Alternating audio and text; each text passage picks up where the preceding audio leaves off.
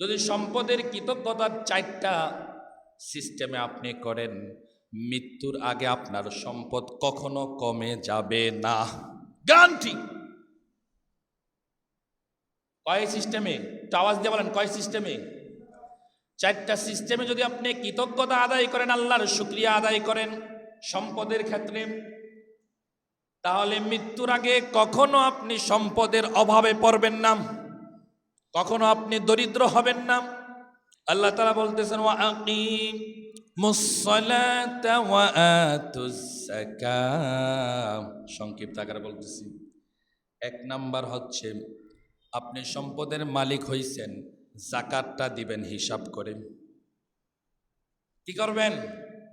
যাকাতটা হিসাব করে দিবেন। মৃত্যুর আগে কখনো আপনি সম্পদের অভাবে পড়বেন না। সুবহানাল্লাহ। অনেকে ল্যাপস্যাপ দিয়া দেয় কোনো রকম, এইটা না, একদম হিসাব কইরা আপনার উপরে যত টাকা যাকাত আসে তত টাকাই আপনাকে দিতে হবে, তাহলে আপনি যাকাতকারীর অন্তর্ভুক্ত হবেন। তারপরে 2 নাম্বার হচ্ছে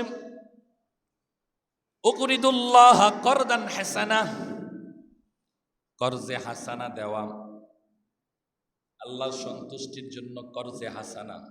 কর্জে হাসানা বুঝেন? মানুষকে উপকার করা, মানুষকে উপকার করা, বিশ্বস্ত মানুষকে দেওয়া। অনেক মানুষ আছে ধোঁকাবাজ, সেটা ভিন্ন কথা, ভিন্ন মাসালা।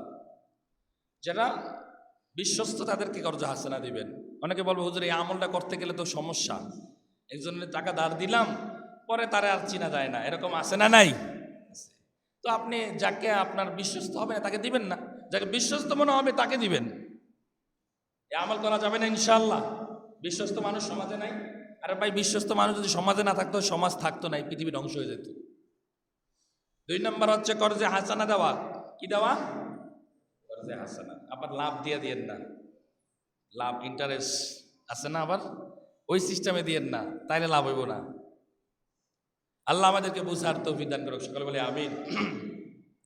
তারপরে 3 নাম্বার হচ্ছে সঠিক জায়গায় আপনার সম্পদ খরচ করবেন। সঠিক জায়গায়, সঠিক জায়গা বলতে আমরা কি বুঝি?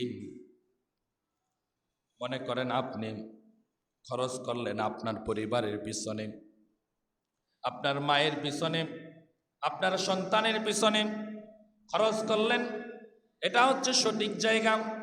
দান করলেন, সদকা দিলেন, এটা হচ্ছে সঠিক জায়গা। কিন্তু আপনি কনসার্টে দিলেন, পিকনিকে দিলেন, মেলায় টাকা দান করলেন, এগুলো হচ্ছে ব্যাঠিক জায়গা। এগুলো কি ব্যাঠিক জায়গা? দেখবেন যাদের পূর্বপুরুষ ধনী ছিল, এখন তারা বর্তমানে ফকির, তাদের ইতিহাস তালাশ করে দেখেন, তারা টাকা পয়সা ব্যাঠিক জায়গায় খরচ করতো। হিসাব করে দেখেন, মিলায় দেখেন, কথা ঠিক কিনা? 3 নাম্বার এটা।